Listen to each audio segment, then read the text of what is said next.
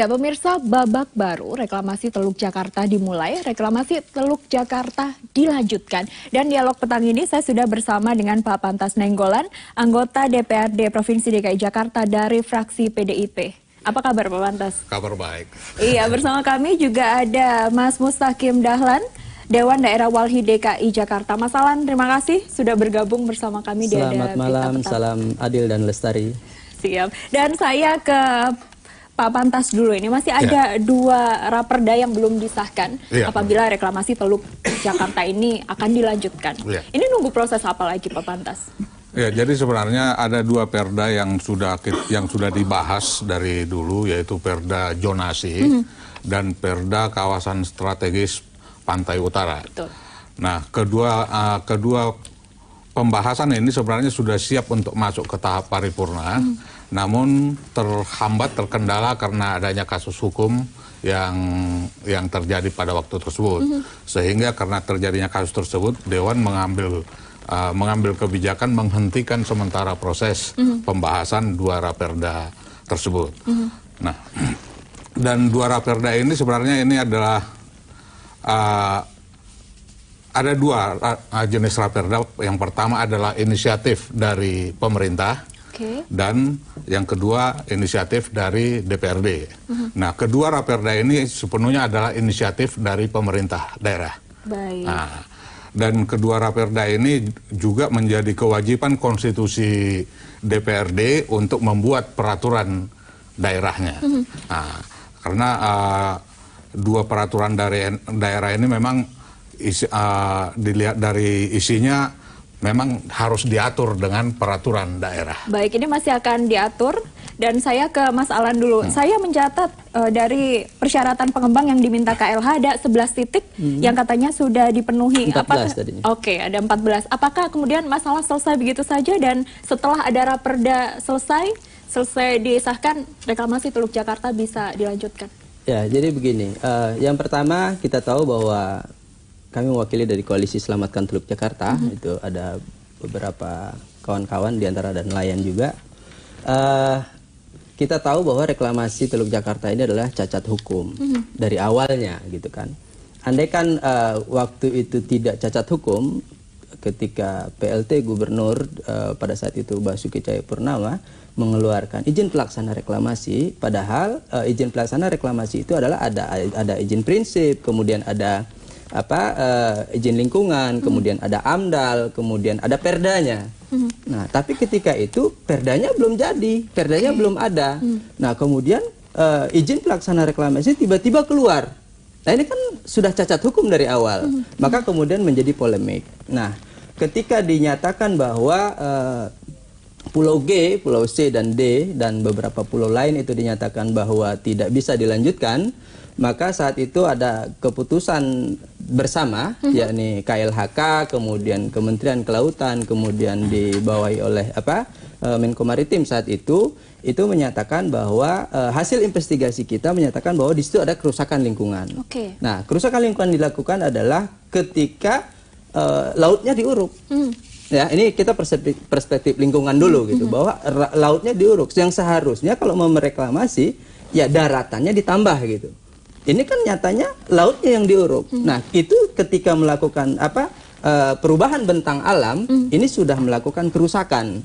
Nah, ketika ada perusahaan yang melakukan kerusakan lingkungan, maka dia segera ditindak. Gitu. Maka pemerintah pusat itu harus melakukan penindakan yang tegas ketika ada perusakan atas lingkungan. Nah, terutama yang dirugikan nelayan.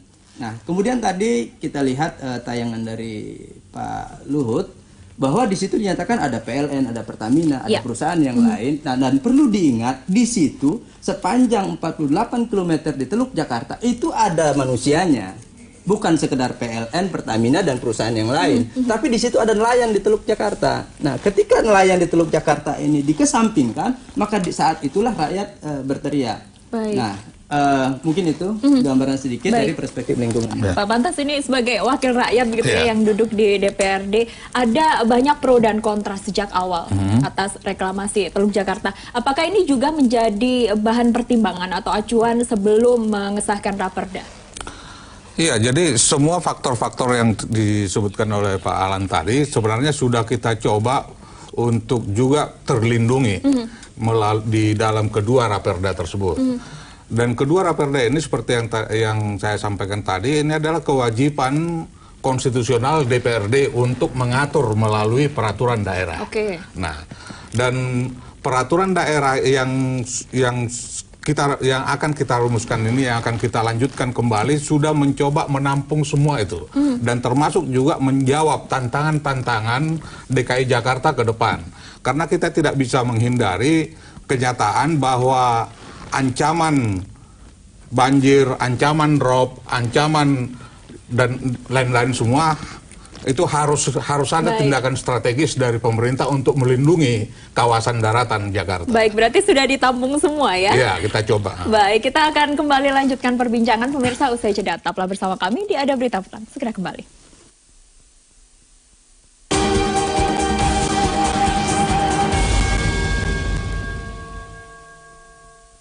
Ya, reklamasi Teluk Jakarta akan dilanjutkan. Kemudian apa yang akan dilakukan, Walhi? Mas Alan? Ya, tadi mungkin saya agak luruskan sedikit dari Pak Nainggolan bahwa reklamasi Teluk Jakarta dinyatakan untuk mengatasi banjir. Dari 2014 yang lalu kita sudah jawab bahwa justru berbanding terbalik. Dari 13 sungai yang mengalir ke Teluk Jakarta, ke Muara Jakarta, kemudian muaranya ditutup gitu. Ya kan? Sedangkan sungainya itu dilakukan revitalisasi, kemudian di muara sungainya itu diuruk. Sehingga air malah tertahan. Nah, ketika ada air yang dari atas turun ke bawah dengan cukup deras, kemudian di situ ada penyumbatan, maka luasan banjirnya lebih besar. Itu salah satu dampak reklamasi Teluk Jakarta yang sudah dilakukan. Nah, itu yang pertama. Kemudian yang kedua, mengatasi rob. Kita lihat waktu itu di Tanggul Pantai Mutiara, secara hitungan teknis bangunan itu kuat.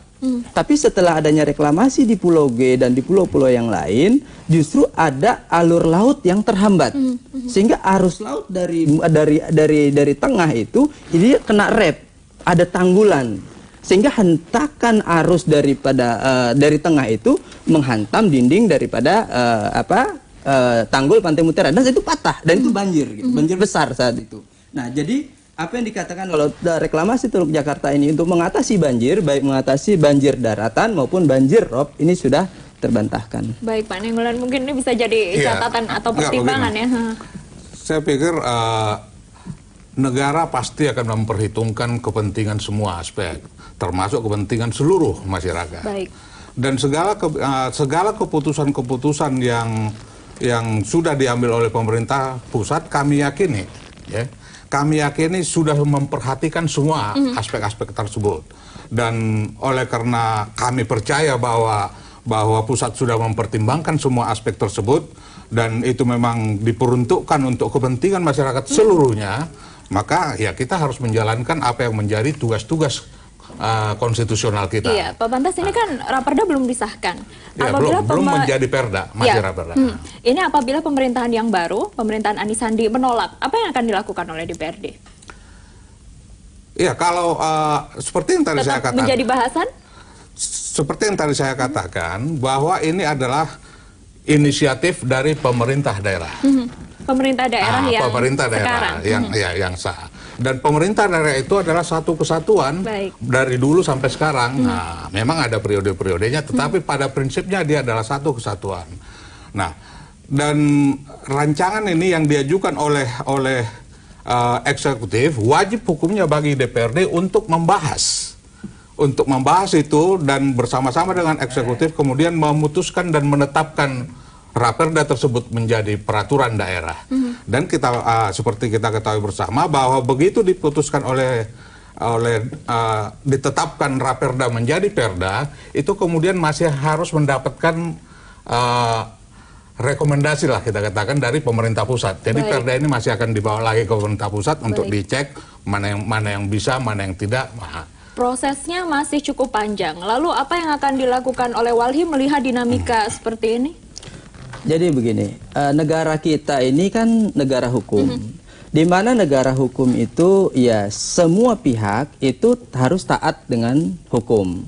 Nah, pertama kita lihat ada ketika ada pencabutan moratorium, sedangkan tidak ada kajian ilmiah terhadap alasan dicabutnya moratorium itu, ini kan berarti sudah mencederai. Kemudian ada juga kita tahu ada undang-undang keterbukaan informasi publik. Tapi sampai hari ini hasil audit lingkungannya itu tidak dipublik dan kita tidak tahu apa hasilnya gitu. Nah, dari 14 item katanya 11 item sudah dipenuhi.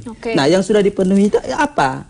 Jangan ketika nanti ada masalah kemudian baru kita dibawa. Tapi ketika ini dia anggap sah-sah saja, kemudian akan dipaksakan gitu. Nah, amanat undang-undang juga ketika ada hasil putusan dari PT UN, karena sekarang Pulau FIK ini kan sedang berjalan, di mana hasil putusan dari TUN itu menyatakan bahwa Pulau G dihentikan, kemudian pulau-pulau lainnya sedang dalam kajian. Nah, kalau pulau-pulau dalam sedang kajian tidak bisa kemudian perda ini berjalan. Kan ini belum ada setahun. Kemarin itu 3 kali, 4 kali malah akan dilakukan pembahasan raperda, itu deadlock, nggak jadi. Nah, kemudian ketika ini sudah tidak dilakukan pembahasan, ini harusnya ditunggu dulu lah setahun.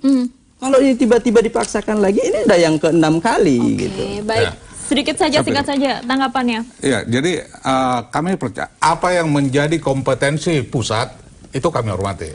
Dan apa yang menjadi kewajiban kami dari DPRD, kami akan laksanakan.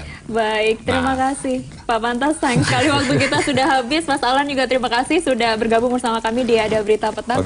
Dan pemirsa, kita nantikan bagaimana kelanjutan dari reklamasi Teluk Jakarta. Usai jeda, perusahaan penunggak pajak, baik swasta maupun BUMN, disegel lantaran telat membayar pajak miliaran rupiah. Sesaat lagi.